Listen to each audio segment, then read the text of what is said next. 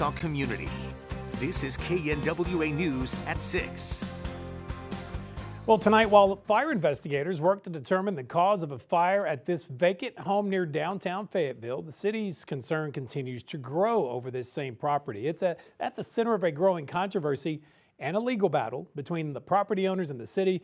They're concerned members of the homeless community have been congregating on that property for years, a property located right next to the Fayetteville National Cemetery. That's where we begin tonight. Thanks for joining us here at 6 o'clock. I'm Doug Warner. And I'm Allie Lynch. Fayetteville Fire Department confirmed that it did respond to a call for a structure fire last night just before 9 p.m. KNWA's Gabriella Phelan was at the property today to take a look at some of that damage. And Gabby, you also met with the city attorney to learn why this building is still standing. Right, Dolly, this isn't the first time that there's been a fire on this property. In fact, just a couple of months ago, Fayetteville Fire Chief Brad Harden told the city council that he didn't feel it was safe to send firemen into the home if flames were to erupt. Many are calling for the building to be demolished, but the process isn't coming as quickly as they'd like. Monday night, flames erupted inside of a South Fayetteville home. The structure that's located right next to the Fayetteville National Cemetery has been at odds with the city for several years. We just wanted to remove this as a problem for our citizens. City Attorney Kit Williams says it's because the owners previously allowed for members of the homeless community to camp there unlawfully. We think that there's still things that need to be done to make sure that this does not become a problem again. Just months ago, 2 lawsuits were filed against the owners of the property, one by the city of Fayetteville declaring the property a public nuisance, citing a rise in violent crime and drug use, as well as hundreds of police and fire responses to the property. Well, look at all the fire calls, look at all the police calls, all the problems that has been causing us as well as the neighbors.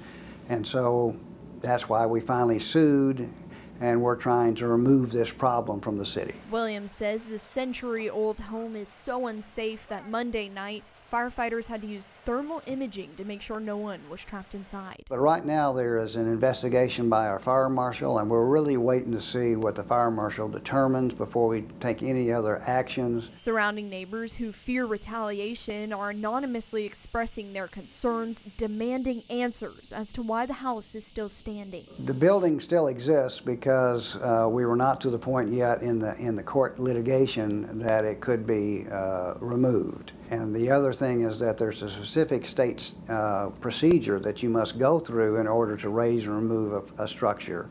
And we have not begun that yet. Williams says now that the building is burned, it's more likely to be condemned. If the owners don't go ahead and voluntarily, clean it out, that's what they should do. They should demolish the remainder of this and get it off their property. And that's usually what happens. If that doesn't happen, then sometimes the city council has to actually order its raise and removal. He says while the building meets all criteria to be removed, they want to give the owners a chance to do the right thing. And we'd rather have the owners do that rather than have the city have to step in.